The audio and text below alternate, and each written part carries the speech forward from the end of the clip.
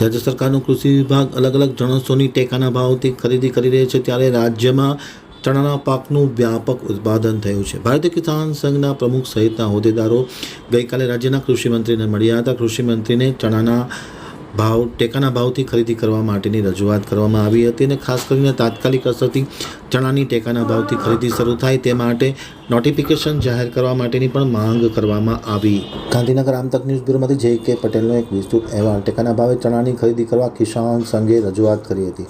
સચિવાલયમાં કિસાન સંઘના પદાધિકારીઓ રજૂઆત કરવા માટે પહોંચ્યા હતા. ભારતીય કિસાન સંઘે કૃષિમંત્રી રાઘવજી પટેલને રજૂઆત કરી હતી. તેમણે રજૂઆતમાં જણાવ્યું હતું કે મગફળી અને તુવેરદાળની માફક ચણાની પણ ટેકાના ભાવથી ખરીદી કરવામાં આવે તે ખૂબ જ જરૂરી છે. આ વખતે કચ્છ, સૌરાષ્ટ્ર અને ગુજરાતમાં ચણાનું ઉત્પાદન ખૂબ થયું છે. ચણાનો મોટો પાક તૈયાર થયો છે, ત્યારે ખાસ કરીને ચણાના ઉત્પાદકો ખેડૂતોને પૂરતું વળતર મળી શકે, આવશ્યક ભાવ મળી શકે તેવા હેતુ સાથે રાજ્યનો કૃષિ વિભાગ ચણાનું પણ ટેકાના ભાવે ખરીદી કરે તે પ્રકારની વ્યવસ્થા કરવા માટે અનુરોધ કરવામાં આવ્યો હતો. ચણાનો કેટલો જથ્થો ખરીદો કરવું તેનું નોટિફિકેશન બહાર પાડવામાં આવ્યું હતું. નોટિફિકેશન બહાર પડી તાત્કાલિક અસરથી ચણાની ખરીદી શરૂ થાય તેવી કિસાન સંઘે માંગ કરી હતી. એમ જગમાલ આર્ય, ભારતીય કિસાન સંઘના અધ્યક્ષે આમતક ટીવી સાથેની વાતચીતમાં માહિતી આપતા જણાવ્યું હતું.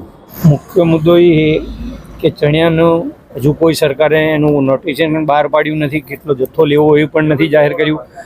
ગુજરાતમાં જે રીતે મગફળી લીધી, જે રીતે તુવેર લીધી, એ પ્રમાણે પણ ચણિયાના ખેડૂતોને ન્યાય આપે સરકાર, એ અમારી માગણી છે. કેટલી ખરીદી આપણે માંગી છે?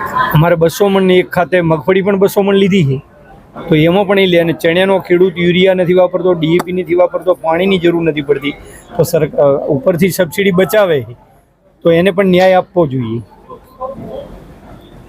ઓકે.